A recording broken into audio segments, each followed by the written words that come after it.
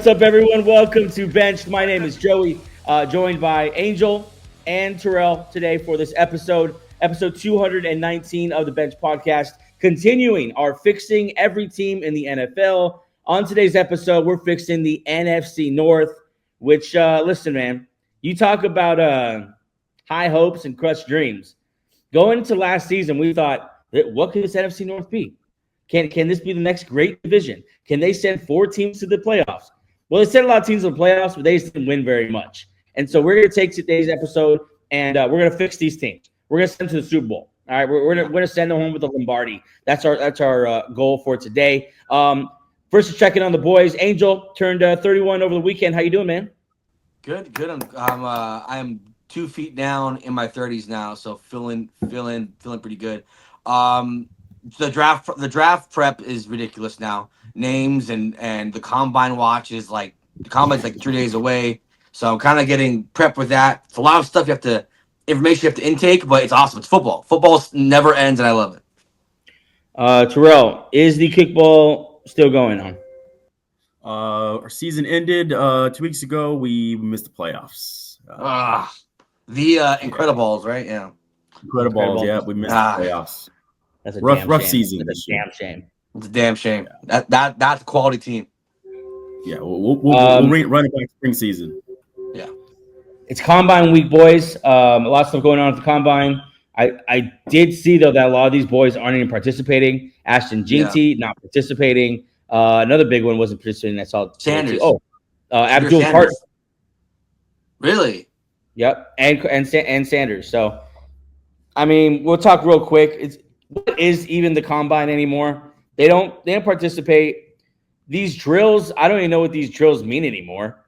Like I saw, I was listening to a podcast, and they're taking like the metrics of these drills that they do, and like the 40 doesn't really equate to NFL success, and neither does the bench press or anything. Like it's kind of just like stuff we made up a long time ago, and we just stuck with it to great NFL players. And I think that the players are starting to catch on. Like, I'm not going to have my draft stock affected by something that's not going to actually help me on the field. Yeah, it's more. This is nice when the big guys drop out for only one reason. That way, another guy can come in and show what he's got. If that's how they do it, like that's only positive spin. If not, I would love to see Genty run a 40 just for visual reasons. I want to see how fast he is. Yeah, I mean we're not going to see it, and we will see some guy who runs a 4.2, and that literally never works out except for Xavier Worthy. So I mean, I'm over the Combine. I don't care. I'm excited that all these. Yeah, it doesn't matter. It doesn't matter. I'm more excited that all these GMs and agents are all going to be in the same area now. And if a big trade's going to go down, hopefully it's coming.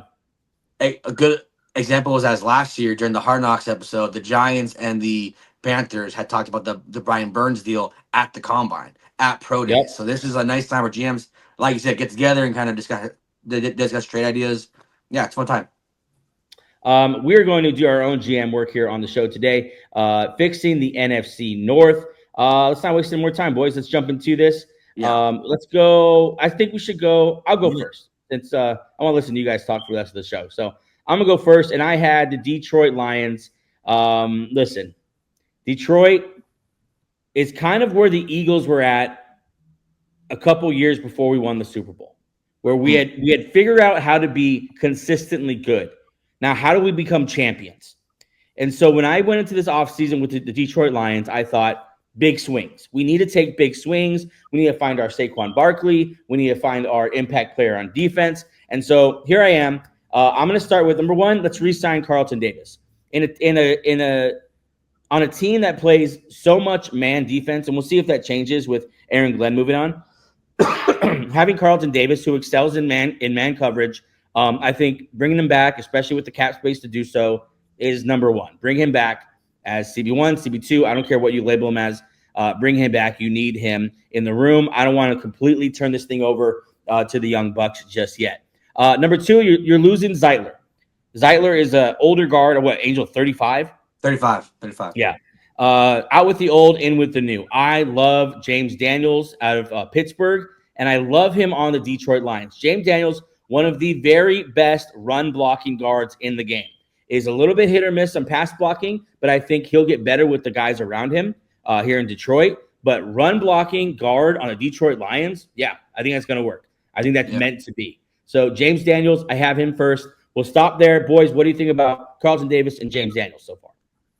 Carlton Davis is a phenomenal fit there. He should stay there. Obviously, he probably wants to get a little bit of a higher pay raise, but he deserves it. This is probably the best season he's had since that Carlton Davis season they had with Tampa Bay when they won the whole thing. So yeah, and then obviously James Daniels has always been talented. He's just been with the Steelers, and that's a battle line. I think he's much like Mekhi Becton, where you put him around better linemen and he becomes better. So yeah, that's it.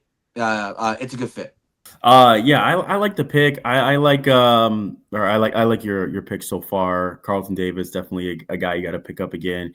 Look, with Aaron Glenn going out, I think the defense is something that the Lions have to address, and they gave up a lot of points too as well. So especially against the Commanders in the playoffs. So that's something that you gotta address that secondary, because they got torched. They got torched really, in a lot of games this year. So I think that's definitely the move is to re-sign Davis. That'll be a huge move for them.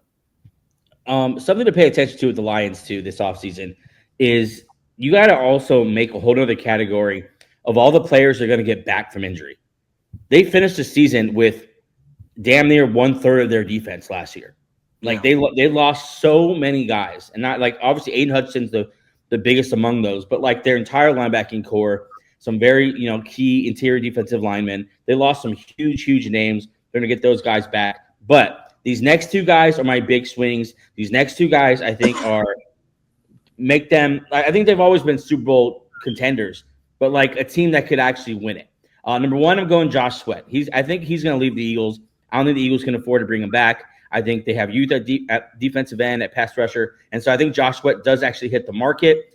And I don't think realistically, I don't think the Browns are trading Myles Garrett. I just don't think they're going to do it. I think they're going to hold him. They're going to make it work, whatever. They're going to appease him. I don't think Myles Garrett is actually going anywhere. I think Max Crosby could, but I just don't know if Tom Brady wants to come in. The first thing is trade the best player they've had there for the last 5 years or whatever. So I'm skeptical about these big name defensive ends actually being moved. We hear it every year. They get paid, they get more money, they get appeased in some way. I think signing someone like Josh Sweat is a little more realistic to be a little more of a long-term Robin to Aiden Hutchinson's Batman. I think Josh Sweat is exactly what you need. The other side there can win on one-on-one coverage. Obviously has done it in the biggest, brightest games against the Chiefs. We don't have to go over all that again. But Josh Sweat, I think, is the type of warrior that Dan Campbell would like. And I think the perfect fit next to Aiden Hutchinson and give them a real Super Bowl winning pass rush. I like this for Josh Sweat. Do you guys think I should take a bigger swing, or what do you think? No, I think we brought up Max Crosby. I think that's the big swing. I think it's tough though with bringing in Pete Carroll, who's all defense and run the ball. I agree with you. I don't see them just blowing up, blowing that defense up with really the only big piece they have. The interesting one though is Myles Garrett. I think definitely Detroit has to look at a guy like that if they're going to take a big swing in a trade. Is to go after him. That's the guy I really want them to get. But Josh Sweat's a solid pickup in signing. If I were to go another route, I think a guy he needs a prove it year and a prove it team. I think it's Hassan Reddick. I think that's the guy who he came from Philly. He was real annoyed with their whole contract situation. Went to the Jets, held out. Jets didn't give him any money, and he didn't play. He wasn't a real game changer with the Jets. So I think he's a guy that needs a prove it season, either a 1-year deal with Detroit or a shorter deal and prove it to where he can earn his money. But I think he might come in and make some noise with Detroit. I think Hassan Reddick is the sleeper guy that Detroit should target. Man, I don't mind Hassan Reddick here. That would be pretty sick. But yeah, he has a lot of trust to build around the NFL. Before I think anyone hands him a big deal. But yeah, I don't think he gets that big deal. I think he would be available. But yeah, I think Hassan Reddick, Josh Sweat, that type of edge rusher is more realistic than some of these bigger names we've been hearing. My last one, though, is the biggest swing they take. Right now, it looks like the way this is going to go down in the next couple of weeks is that T. Higgins is going to get tagged. I don't think they're going to let him hit free agency right away. I think they're also playing this game of, see, Joe Burrow, we're trying to sign him. We're trying to, keep your guy. And so I think they tag him because they can't just let him walk. Joe Burrow would kill him. And I think they try to work out a deal still. But T. Higgins wants to get paid. That's the number one thing. It's not Super Bowls. It's not playing with Joe Burrow. It's not playing with Jamar Chase. It's not any of those window dressing, fluffy, nice guy stuff. He wants to get paid. That's the end of it. And I don't think at the end of the day, the Bengals are going to back up the Brinks truck and pay him, knowing full well they're about to make Jamar Chase the highest paid receiver of all time. So I don't think it's going to happen. I think eventually they tag and trade him, and that's when I think the Lions absolutely need to pounce. I love Amon-Ra St. Brown. I love more than I did, so much more, my boy Jameson Williams. But T. Higgins would right away be the number one on this team. He would be the number one receiver. He would command the double teams, and I think he would unlock a new level of Amon-Ra St. Brown. I think it would subside the numbers and the impact of Jameson Williams, but Jameson Williams is the type of player that doesn't need the ball 10 times in the game to impact the game. He needs 4 or 5 targets, and he could blow something wide open. So I think he becomes that kind of player, and you have a big three here that is the best in the NFL by far, which leads me to my next question, though. And I was trying to figure out a way to get a quarterback on this team, because are we sure that Jared Goff is the guy to handle these 3 Ferraris on this team? I mean, who are you going to, unless you're in the Stafford business, who are you going to go get who can, I think he's, I like Jared Goff here. I'm not in love with T. Higgins there. Because it's a more a cherry on top, but this is cherry on top. So I guess cherry on top guys are never needed, but this would put him over the top, obviously. So Jared Goff, I have faith in him. He had a bad year last year. It wasn't great. And without Ben Johnson, you worry a little bit if that will continue to go downhill. But yeah, it's just, what are the other options? It's hard. Justin Fields, Russell Wilson. There's not a lot of options out there. Yeah, there's not much. There's no one that's exciting like right now. Oh, I trust this person over Jared Goff. Outside of the quarterbacks who are better than them. So I think he's the best guy to go with. There's no one out there that right now that you would say, hey, let's go get this guy over Jared Goff. He's going to take us over the top. Yeah, that's where I ended up too. I try to get a quarterback on this team, and there's just no options for an upgrade in Jared Goff because he is a good player. And so if you're going to move on from him, you need to get one of the best quarterbacks in the league, and that guy's just not available. I thought maybe if Kyler Murray becomes available, maybe obviously Stafford's not going back to Detroit. And so I think Goff probably is what they do from here on out. But I think next year maybe they get a quarterback on the roster at least. There's also no young quarterbacks here to tack onto the roster at the end of the first round with the 28th pick. So it's kind of like you're really stuck with Jared Goff here. Lastly here I have Jahad Campbell, linebacker of Alabama. Jahad Campbell, you got to think Brian Branch in the linebacker version.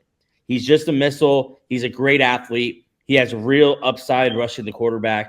I think you kind of stick him in many different positions, and he would excel. I think that's a nice compliment to Jack Campbell, who's a really more traditional linebacker. Kind of he does what he does. He is what he is. I think to have a more versatile guy next to that would be nice. That's, I think, mirroring what they had in San Francisco for a little bit with Fred Warner being a very traditional go see the ball, go get the ball type linebacker, and Dre Greenlaw, who could fly around a little bit more. I like Jahad Campbell here, and to add to that linebacker core. And I think if these guys hit Detroit, I mean, I'd have a hard time not picking them to at least the NFC Championship game, and you would have to expect a Super Bowl from that roster. So T. Higgins would be the biggest add. Yeah, I mean, this team was close. It just fell disappointingly to the upstart Jane Daniels Commanders. But I mean, T. Higgins and Amon-Ra St. Brown, that's an incredible duo. And they complement each other very well, obviously. Yeah, and to stress again, like the team that lost to the Commanders is like they were hurt across the board. Like they're getting these 5 guys and all those guys back, and hopefully staying healthy. And so I think they're a lot closer than they were, obviously, even this year. I think they probably should have played the Eagles in the championship game. It obviously wasn't the Commanders that was supposed to be that team. They got blown out. It was supposed to be the Lions all year. All year long, we were on this collision course of Eagles Lions. It's just when that moment came, the Lions got beat up and it didn't work out. But we'll see what happens this year. That's football. Let's move on, boys, and let's go with the Chicago Bears next. Yeah. Over. Listen, new coach, a lot of money. Once again, it feels like another 2024. Yeah. The Bears obviously have $62 million in cap space, a lot of room to play here. We're just looking at the roster and looking at Ben Johnson, where he came from. Came from a team that emphasized O-line like first and like foremost. So this is a very O-line heavy NFL free agency that I gave them here. I had them re-signing guard Tevin Jenkins. And the Bears fans hate this guy because he's never healthy. He played 14 games last year. That was a career high. The year prior played 12, and then before that 11. But I think it's one of those things, almost like a Mekhi Becton, where like the team was so bad, line was so bad that everything was just bad. He's a talented guard when he's on the field. I think I think Ryan Pace and Ben Johnson are going to realize, let's get this offensive line fixed. So step one is re-sign Tevin Jenkins. Then step two, and I promise you I'm not going to put this guy on every team. It's only teams that can match what he wants to make. Is offensive guard Trey Smith, right guard. So that way you have Tevin Jenkins, right guard. Trey Smith, Tevin Jenkins, left guard. Trey Smith, right guard. You have a nice guard combo. That O-line needs as much help as you can get. I don't think it's a hard sell. You have cap space, you have a young quarterback, and you have Ben Johnson. So it's not a hard sell for Trey Smith to come over there, get paid, and work with Ben Johnson slash Caleb Williams. And I was tagging their center Ryan Kelly. I'm going all in on this offensive line. Let's get Caleb Williams the best protection that he's ever had. Last year, obviously, was a nightmare for him, offensive line wise. But guys, I'm right. The first job of the head coach for Ben Johnson should be, let's guard and protect Caleb Williams, right? Ben Johnson's probably the person that believes that the most. He just came from Detroit, where that was the calling card for that team for the last couple of years. I think that's 100% what he attacks first. And I think these 3 guys would, really, I start to change the identity of an offense. Like, you're looking at a team here that, hey, maybe we should be run first here with this kind of offensive line. Yeah, and I agree. O-line is the glaring hole with Chicago. So those 2 guys, 3 guys really. Those guys you got to sign immediately. That's you got to take care of your number one franchise guy. I was tempted to put Najee Harris here because of they need a power back for DeAndre Swift, but it's a deep running back draft class. So I think I held off on them paying Najee 10 mil per year. And then my last move that they should make is trading for wide receiver. Trading for wide receiver Cooper Kupp. The LA Rams seem to be falling apart. Stafford wants out. Yeah. Cooper Kupp wants out. I think Cooper Kupp at this stage, one, he's a good run blocker, and you know that Ben Johnson likes guys who can run block. I compare him, not the same level, but what Amon-Ra role last year, that third down guy, I think Cooper Kupp can fit that role kind of perfectly. Then you have DJ Moore playing the perimeter, kind of jack of all trades. I think DJ Moore and Cooper Kupp would make a fantastic 1-2, almost an underrated 1-2, because Cooper Kupp obviously older, and this team has cap space, so they can afford to pay Cooper Kupp $20 million, $25 million even for 2 years, and I think that'll be a nice fit and give him and give Caleb Williams a nice safety blanket beside DJ Moore, besides Kmet and DeAndre Swift, and then year 2 Rome. So yeah, that would be my 4 moves in the offseason, and then my draft pick, obviously the best interior lineman, Mason Graham out of Michigan. That defense wasn't as good as we would like it to be. I think he's a tough guy in the middle. I think you start just building stuff, on that D-line. Sweat didn't really have the year that we thought he would. We have a couple guys there, but I think this is a nice building block to build up that defensive line. Yeah, they struggled without Matt Eberflus, so I hope this defense finds its footing again without him. and kind of regains that dominance they enjoyed for like a year and a half. Mason Graham, yeah, the best defensive lineman in the draft in a lot of people's eyes. They would have taken him with the 10th overall pick. I think they should, and I think they will. They're supposed to be a trenches draft. Like they're saying they may only be 4 at most skill position offensive players drafted in the first round. Cooper Kupp is interesting to me because Roma Dunze, I think, suffered last year because he had to play kind of a weird third fiddle. Like Keenan Allen was above him in the depth chart because he's Keenan Allen, but was even better than Roma Dunze. I don't know. It doesn't really matter, though, because he kind of just had that seniority. I don't know if you want to get another veteran receiver and stunt the growth of Roma Dunze again. I like the idea of letting Roma Dunze go. Oh, no, I got the Minnesota Vikings here. Look, this is a team 14-3 last year. They totally took the whole league by surprise. They were one of those teams. Kevin O'Connell, coach of the year. Sam Darnold really blew everyone away. So this was a team that exceeded expectations. They were projected to win 6 games last year and to come out and win 14 games. So they really stood out. But like they did the last time they made the playoffs, just an embarrassing loss in the first round. So I mean, they got destroyed by the Rams, and they had a chance to get home field advantage and couldn't put up any points against Detroit in the last game of the season. Back-to-back games to end their season, only putting up 9 points on offense. So here's a team they're right there, but they got a few things to tweak here. First off, I think signing here in free agency, I think you got to go after Rico Dowdle. Aaron Jones balled out last year. He was great, had over 1,100 yards rushing, but his thing with Green Bay, that's why they went with Josh Jacobs, is his durability, and we started to see him wear down last year. So I mean, I think he started out the season averaging around almost 5 yards a carry, and then dwindled down to about the last 6 or 7 games averaging like just around 3.5 yards a carry. So we could see him. He's an older back. I think one of these other teams, I think maybe the Raiders or a team like that is gonna really throw the bag at Aaron Jones. He's definitely gonna get the bag. I don't think Minnesota should throw the bag at Aaron Jones this year. They're gonna throw a bag at somebody. It's Rico Dowdle. Go get a younger back. That's exactly what they need. Then they got to go re-sign Byron Murphy.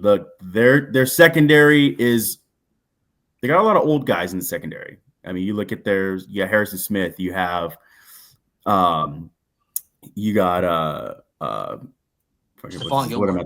Gilmore, Shaq Griffin. So you got older guys in the secondary. So I think they got to go young. They got to keep Byron Murphy. He's their young guy. That's the one they got to get. And then I like too. They got the quarterback situation going on right here, and I think they go with the bridge quarterback again, but this time it's Danny Jones. That's the guy I think they really liked. That's why they went after him. There's no reason to get him mid-season if you don't like him. So Daniel Jones is the guy I think they give a shot. Look, he's the one that took him down 2 years ago in the playoffs. So Kevin O'Connell probably saw something then that he likes now. He can run. He's a mobile quarterback. He saw his rookie year. They called him Danny Dimes for a reason. He can still sling the football. Kevin O'Connell's proven he can rebuild quarterbacks who were mediocre. Look at Kirk Cousins outside of Minnesota, mediocre in Atlanta. Sam Darnold, mediocre with the Jets. In the Niners, he turned him around. So I think Kevin O'Connell's looking at it. He goes, hey, look, I got a guy who can run better than Sam Darnold. Here's what I can do with him while J.J. McCarthy's, healing up, while J.J. McCarthy might need to take another year. Because I don't think we can't throw J.J. McCarthy in right now.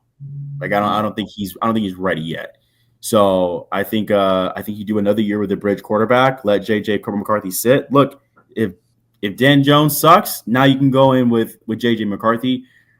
But that's who I think they got to sign him, and then let if they can, maybe a trade Sam Darnold away. They can, but I think you should let him walk and get Daniel Jones. And here's the trade here. I like the trade for Denzel Ward. Look, the Browns are doing a fire sale here. Myles Garrett wants to leave. Nick Chubb's going to be gone. What do we do with Deshaun Watson? Denzel Ward, I think, is the guy. They already got rid of Amari Cooper in the season. So Denzel Ward, I think, is the guy they go trade for. Pair him with Byron Murphy. You get younger in the secondary. I really like what Minnesota. Minnesota needs help on that secondary. They really crushed. What's his name? Flores balled out with the blitz. Their defense was nice. They got after the quarterback, but their secondary took some hits. I mean, they got carved up by Detroit and got carved up by the Rams at the end of the season. So I think they need to get younger in the secondary. Denzel Ward, Byron Murphy, go get you 2 young corners. And then in the draft, go young again. And I think you draft a safety. And I like this guy, Malachi Starks. I don't know if you know much about him. If you've seen him. This dude out of Georgia. He's a big body. He's a heavy hitter. But really where I like him is he's really solid against the run. And I think that's where they struggled last year with Cam Bynum. I think Cam Bynum is good in coverage, but he's isn't as good as I think Malachi is going to be here against the run. So I like this guy. That's the guy, Malachi Starks. Be on the lookout for that name. That's the guy I think Minnesota's got to go after and trade, or excuse me, they got to go after in the draft. I'll go real quick, person by person. I love Rico Dowdle here. I think Rico Dowdle was one of the most underrated players last year that no one really kind of paid attention to because he was on the Cowboys, because the Cowboys didn't believe in him until late in the year. I think giving him a real shot is a good idea. He thrived with the a Dallas offensive line that was shaky at best, and I think you put him in an offense that's so wide open like this, where there's so many other things to pay attention to. Love Rico Dowdle here. And I'll group your cornerbacks all in the same category for me.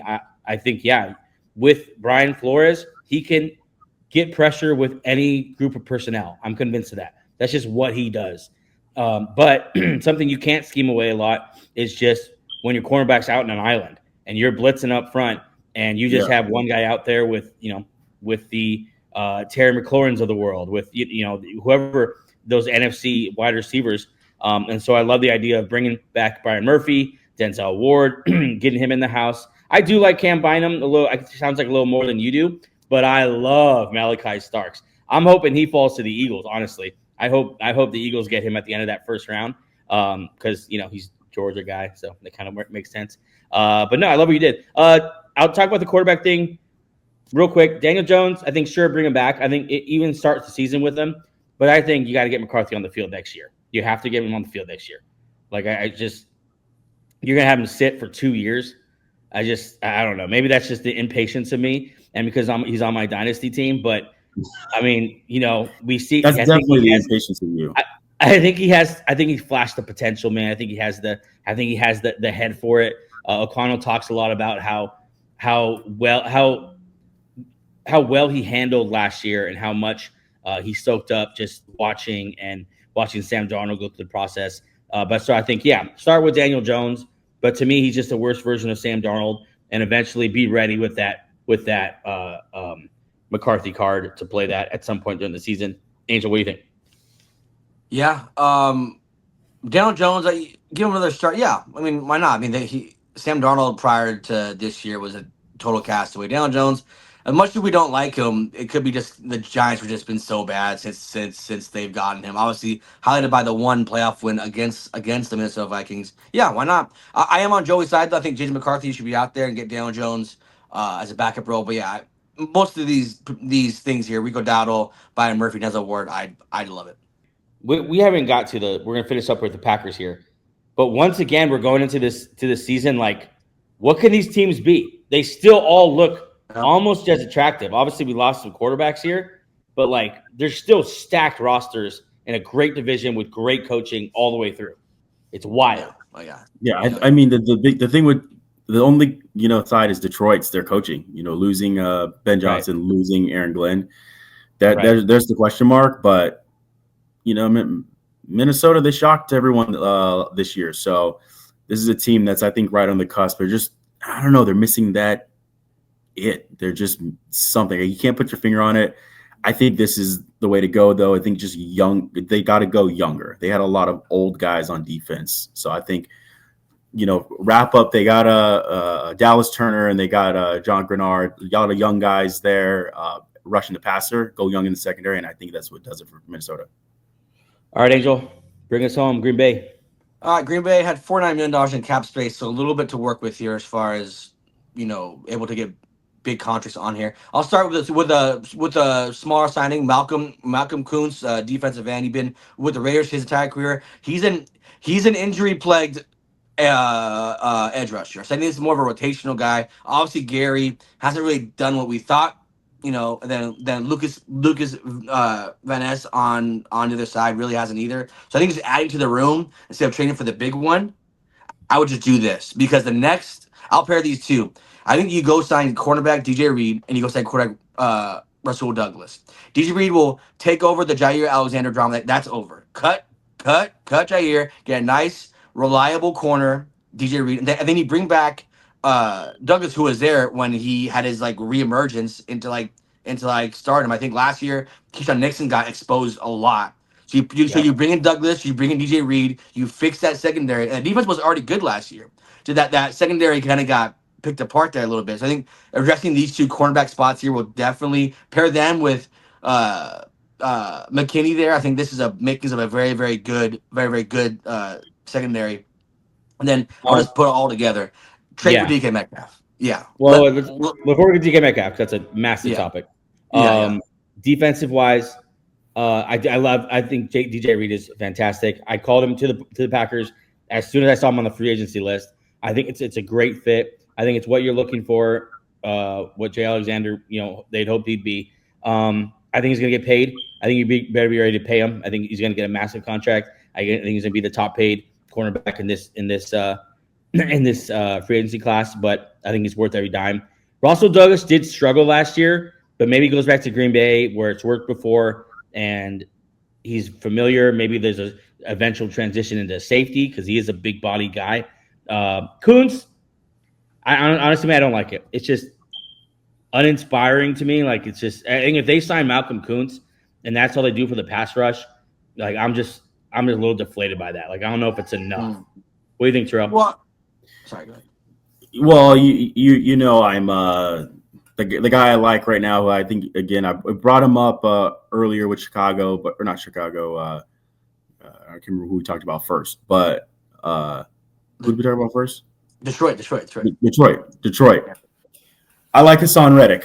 I think this is another fit here for someone who can get after the passer, who needs a bounce back year. So I like instead of Malcolm Kuntz, I do like Hassan Reddick in that spot. But DJ Reed, that's a perfect fit there. Rasul Douglas, again, struggled a little bit last year, but the other guy I just mentioned with Minnesota that they need to re-sign, but if they can't pay him and decide to go with Cam Bynum, then Byron Murphy.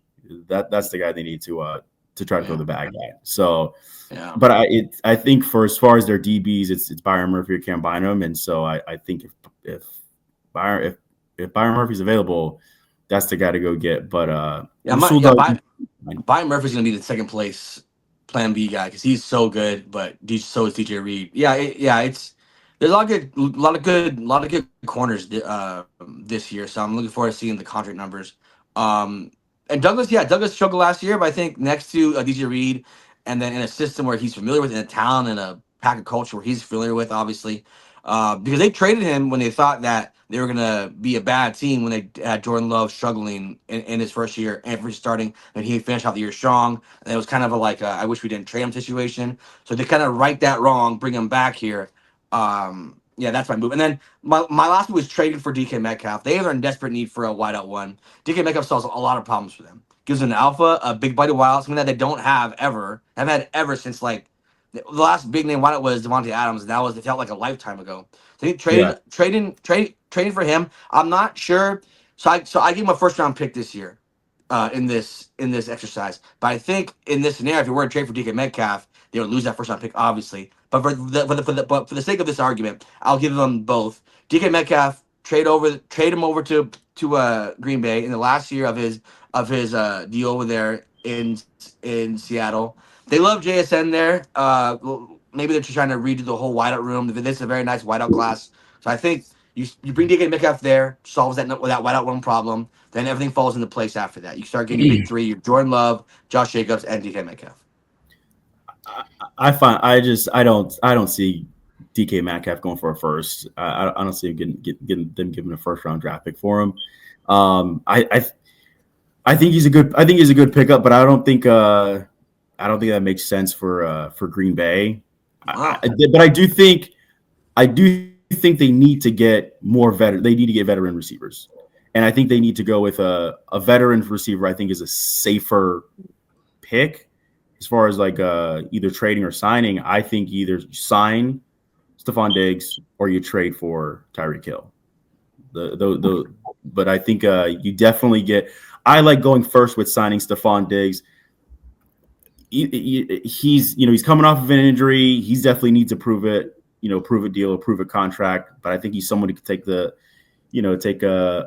top off, and he's a veteran receiver. I think that's the first guy they need to go and try to sign at receiver. But if we're going to trade, I think you got to trade for Tyreek, because I don't think you have to give up a first round pick for him. Man, I'm not gonna lie. I love DK Metcalf here. I love DK Metcalf on the Packers. I think Jordan Love's willingness to just throw it up definitely gets him in trouble. But I think more times than not, Metcalf is gonna pay that off. I think that's something that Geno Smith or whatever quarterback they've had over in Seattle has not been willing to do. And I think Geno Smith less than Russell Wilson, but I like him there. I think he would have a chance to really turn into the receiver that we always hoped he'd be with Jordan Love at the helm. And I think what it does for the rest of the receiver core too is underrated, because it would slot everyone else in to the spot they're supposed to be. So you no more, well, who's going to be the number one this week? Well, maybe it's Romeo Doubs. Let's pretend Romeo Doubs is our number one. Let's pretend Christian Watson. We're going to build a game plan around him. That hasn't worked. None of those guys can step into that role. I think you put someone like DK Metcalf. I also do like Tyreek Hill as well. I think that's another great fit. Maybe even a better fit because he is going to be cheaper, just not as long-term of a solution. But I do like DK Metcalf here, and I'm out on Stephon Diggs. I think Stephon Diggs' days of being an impact receiver on a good team are 2 or 3 years behind him. Like, he's done. Cooked. Yeah. And then just to finish off, I'm doing what the Packers always do. They draft an offensive lineman who's a versatile offensive lineman. Offensive lineman Josh Simmons. He was hurt last year in the injury, but he could play both tackles and both guards. So I think that's exactly what the Packers do. They always get guards or a lineman who can play everywhere. I think he'll go there, fit right in. And the Packers always are. It's a right guard and center this year. That's the kind of question mark. So that he could play right guard, center. I'm not sure, but right guard probably, yeah. So I have him draft from there because the Packers draft linemen. There we have it. Green Bay Packers. This is how Angel turns into a Super Bowl contender. What's kind of interesting about all these teams is how much cap space they have. Like, they all have ample room to take big swings. And so I think we're going to see some massive moves. I want to see. So what we had on this show that we didn't have in the last show, massive trades almost for every team. Yeah. So I think Cooper Kupp, DK Metcalf, Denzel Ward, T. Higgins, sign and trade. That'd be wild if all those guys join this division. That's all we have for today, guys. Thanks so much for joining us. This is how we fix the NFC East. Join us again on Wednesday, where we attack the AFC East. Bills, Patriots, Jets, and maybe even the Dolphins. Maybe even we'll turn the Dolphins into a Super Bowl team. We'll see what kind of magic we can work. Other than that, we'll see you guys Wednesday. Fellas, thanks for joining me, and peace. Have a good week. Later.